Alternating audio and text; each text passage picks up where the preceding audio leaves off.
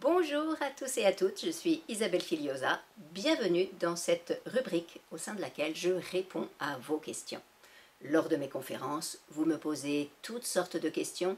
Je n'ai pas toujours le temps lors de la conférence de répondre à tout et donc je garde les petits papiers et je tire au sort ensuite. Là, je vais répondre à plusieurs questions posées à Rennes par le public de Rennes en janvier 2016. Première question, comment faire de la parentalité positive sans en faire des enfants rois? C'est vrai, cette question revient souvent parce qu'on nous a raconté que si on ne posait pas de limites à nos enfants, si on ne donnait pas de punition, si on ne fronçait pas les sourcils d'un air sévère, alors nos enfants risquaient d'être des enfants rois. Alors la première chose, trouvez-vous que je suis un enfant roi? Parce que il se trouve que j'ai été éduquée sans jamais aucune punition, aucun cri, aucune dévalorisation, aucune limite. C'était interdit d'interdire dans ma famille. Et pourtant, eh bien, je suis quelqu'un qui a des valeurs. Je suis quelqu'un qui est structuré et j'aime l'ordre et les règles. C'est peut-être là qu'il y a un petit conflit, c'est que nous croyons que les enfants se rebellent contre les limites. En réalité, ils se rebellent seulement contre les limites, mais pas contre les règles. Qu'est-ce qui fait? Comment faire de la parentalité positive sans en faire des enfants rois? Tout d'abord, qu'est-ce que c'est parentalité positive? Autre question, si l'enfant de 2 ans n'est pas en capacité de comprendre la punition, comme le coin, et une explication d'adulte, il ne comprend pas à 2 ans, comment lui faire comprendre que ce qu'il a fait, c'est mal?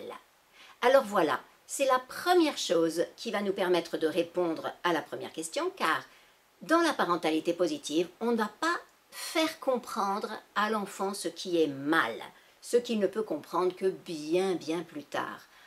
En revanche, on va lui enseigner à se comporter de manière constructive.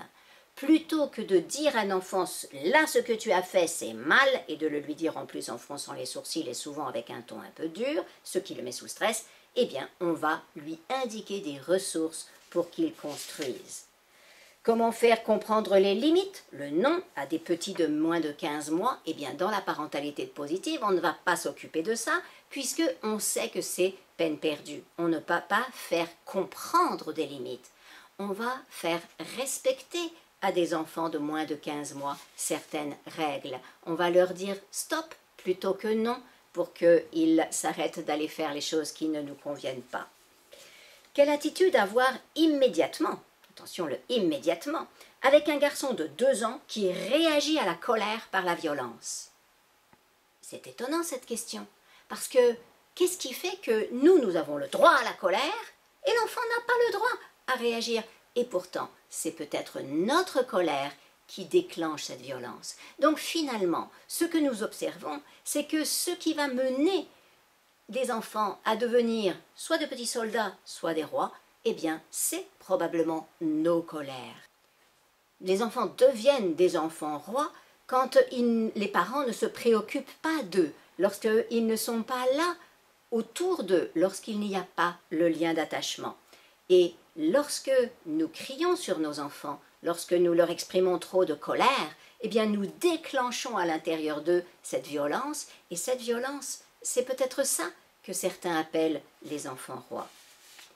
Une autre question, comment répondre face à un enfant qui se roule par terre et qui ne veut pas répondre à la demande de l'adulte malgré ses explications?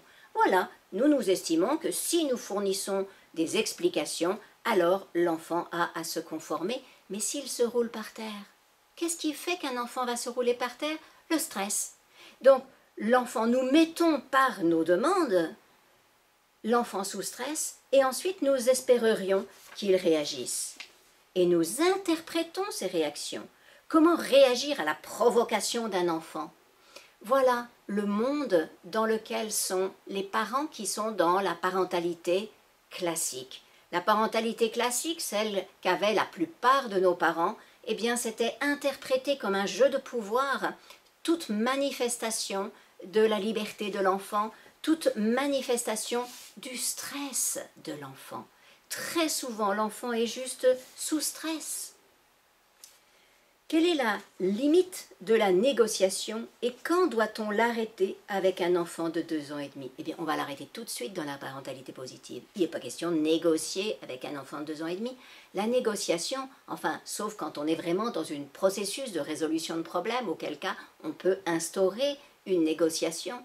Mais le souci, c'est qu'aujourd'hui, les parents sont dans cette dynamique, soit je dis oui, soit je dis non.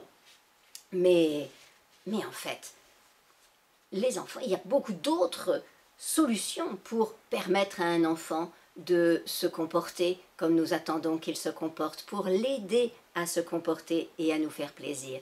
Les enfants sont désespérément dans le désir de nous faire plaisir, et donc peut-être en disant un seul mot, en disant chaussette pour qu'il mette sa chaussette, en disant, et ensuite deuxième chaussette, en donnant des choix, en utilisant les techniques de la parentalité positive, parce que la parentalité positive, ce n'est pas juste des grandes idées, c'est un ensemble d'outils. Et donc, vous allez découvrir ces outils, vous les découvrez déjà dans toutes sortes de groupes, les miens, les ateliers Filiosa, mais aussi dans les ateliers Faber-Maslich, dans les ateliers de parents divers et variés qui existent de plus en plus, dans les livres. Là, nous trouvons des outils concrets pour faire face au quotidien. Et nos enfants, au lieu d'être soit des enfants rois, soit des enfants qui font des crises terribles, eh bien ce sont des enfants avec lesquels il fait bon vivre.